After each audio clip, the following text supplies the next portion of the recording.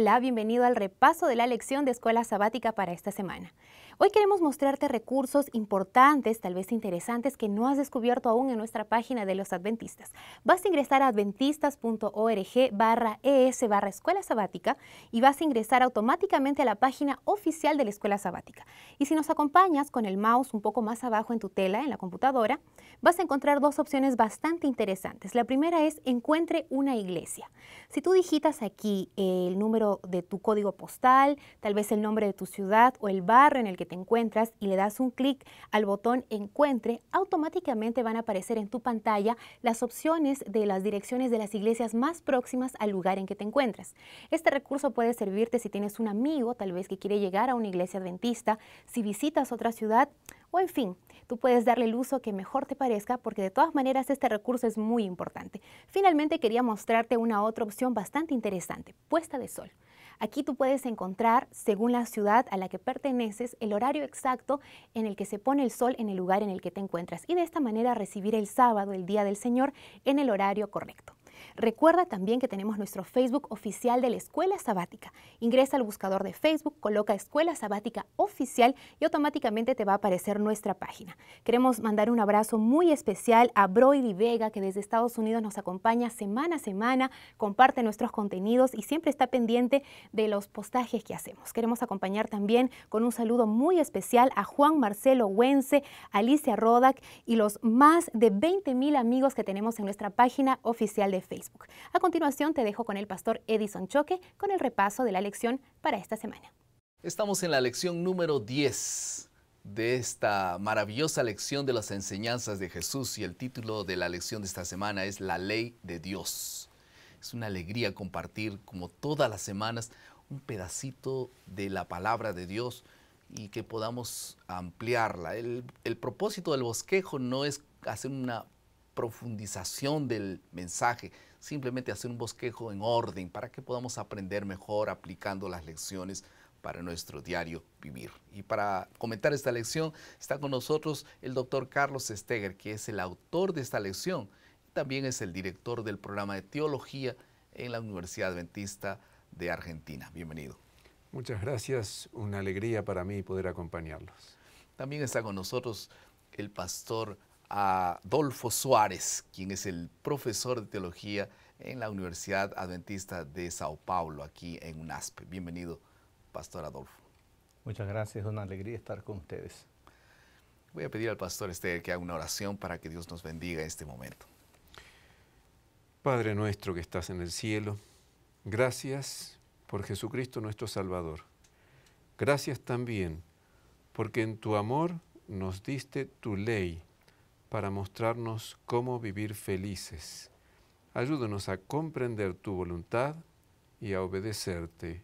En el nombre de Jesús. Amén. Amén. Amén. Un universo armonioso depende de consistencia.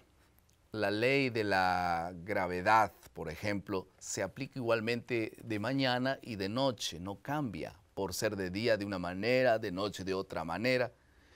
Puede ser en febrero igual y en septiembre no cambia. Puede ser en Ámsterdam o puede ser también aquí en Sao Paulo. No muda. La ingeniería no podría funcionar sin la seguridad de las leyes naturales. La inmutabilidad de la ley espiritual, por ejemplo, de la misma manera, tiene implicación universal. Donde quiera que la legislación humana tenga desecho las leyes divinas, la moralidad sufrió mucho. Sin embargo, las leyes divinas continúan inalterables. La legislación humana oscila y es influenciada por opiniones humanas. Pero Jesucristo es el mismo ayer, hoy y para siempre. El enfoque de la lección de esta semana es reconocer la coherente ley de Dios y proporciona una estabilidad y seguridad. La gracia de Dios torna posible vivir en armonía con las disposiciones de su ley. Vamos a la siguiente parte de nuestro bosquejo. En esta parte del bosquejo vamos a tocar dos asuntos: el carácter inmutable de Dios y su ley inalterable, Y vamos a hablar un poco también sobre algunas aplicaciones específicas de la ley permanente. Una primera pregunta que ya surge en relación a cómo está la lección es el hecho de que en Mateo capítulo 5, que está el Sermón de la Montaña, hay una secuencia de temas en el contexto del Sermón del Monte. Ahora, ¿qué significa el hecho de que la ley de Dios está en el medio o después de la ley del Sermón de la Montaña? Sí, es muy interesante notar el orden en el cual Jesús presentó los distintos aspectos que constituyen el Sermón del Monte. Fíjense que lo primero que presenta es las bienaventuranzas. Sí. Y las bienaventuranzas no son otra cosa que los pasos para ingresar al reino de Dios. Jesús dijo, bienaventurados los pobres en espíritu, porque de ellos es el reino de los cielos. El primer requisito para llegar a ser ciudadano del reino de los cielos es reconocer nuestra necesidad, reconocer nuestra pobreza espiritual. Segundo, bienaventurados los que lloran, los que se arrepienten, los que están tristes por haber pecado. Después, bienaventurados los que tienen hambre y sed de justicia. Después de reconocer su pecado y estar arrepentidos, ahora tienen hambre y sed de la justicia de Cristo, aceptan a Cristo como su Salvador. En otras palabras, aquí está la gracia revelada. Y una vez que uno ha aceptado la gracia de Dios... Inclusive está los que lloran, que es el dolor del arrepentimiento y el consuelo del perdón, ¿no? Exactamente, porque dice, ellos recibirán consolación, ahí está el perdón divino. Y entonces después viene cómo vive el cristiano. Vive siendo la sal de la tierra, la luz del mundo, y recién entonces Jesús habla de la ley. Jesús no comienza con difícil. La ley. Jesús hablando de la ley a un ciego, a un sordo. Jesús quiere hablar de la ley a alguien que tiene el corazón dispuesto, ya su corazón está limpio, ahora está listo para recibir un mandato, ¿no? Exactamente. Después que Jesús nos salva, ahora nos da la ley y nos dice, así vas a vivir para ser un fiel seguidor mío y para ser feliz. Recién entonces aparece la ley. Ahora, en el capítulo 10 del Evangelio de Marcos, Jesús habla sobre el divorcio. Y es un poco interesante la forma como él habla sobre el divorcio. Termina de hablar del divorcio porque la lección habla mucho del divorcio también, del quebrantamiento del séptimo mandamiento. Ahora, enseguida hay una experiencia de que los niños vienen a Jesús y los discípulos le impiden. Y entonces Jesús les dice, no impidáis a los niños venir a mí. ¿Cuál es la relación de lo que ocurrió primero del hecho del divorcio y ahora de los niños rechazados? Fíjense que ambas temas o incidentes están relacionados con la familia. La primera pregunta que le plantean los fariseos es si es permitido el divorcio. Y Jesús le responde que aunque en el Pentateuco se dio cierto lugar para eso en algunas circunstancias, al principio ese no fue el plan de Dios. Y entonces inmediatamente después de decir que el divorcio no es aprobado por Dios, excepto en el caso de que haya habido una infidelidad, Jesús presenta este llamado a los padres. Dejad a los niños venir a mí y no se lo impidáis. Una de las peores maneras o de las maneras más fuertes de impedir que un niño se acerque a Dios es el divorcio. Cuando el niño está en un hogar estable, un hogar que sirve a Dios, ese niño está siendo dirigido hacia Dios. Cuando ese hogar se destruye, esos padres que en la mente del niño están ocupando casi el lugar de Dios, y que son los que lo guían hacia Dios, desaparecen y el niño queda a la deriva. De manera que el divorcio impacta terriblemente en los niños. Es una forma de impedir a ellos que se aproximen de Dios, ¿no? Exacto, exactamente. Porque la única persona que puede cuidar y moldear los pasos futuros, el carácter, es el papá, la mamá. Cuando esto se quiebra, hay una confusión terrible en la vida de este niño y ellos después caminan como sin rumbo, ¿no? mismo así Dios tiene misericordia de ellos. Y tal vez yo pienso que los niños que son resultados de un divorcio son el blanco del amor de Dios de muchas maneras. No Sí. son abandonados. Dios usa personas maravillosas que se crucen el camino para los abuelos a veces, ¿no? El Salmo 27 dice, aunque mi padre y mi madre me dejaren, con todo Jehová me recogerá. Jamás Dios los ha de abandonar. Ahora, en relación a algunas implicaciones específicas de la ley permanente, lo que refleja el hecho de que la ley no muda, no cambia, ¿cómo afecta la fe de los cristianos si constantemente Dios estaría cambiando? ¿Cómo sería esto? Y lógicamente, gracias a Dios que no cambia, ¿no? Es verdad, en un mundo que cambia constantemente, Dios se presenta como la roca eterna. De modo que la constancia de Dios que me ama hoy, mañana y pasado mañana, me transmite el sentido de lealtad, de fidelidad. Puedo confiar en Dios porque sus promesas no cambian. Puedo confiar en Dios porque Jesucristo vendrá. Puedo confiar en Dios porque lo que Él dijo se cumplirá.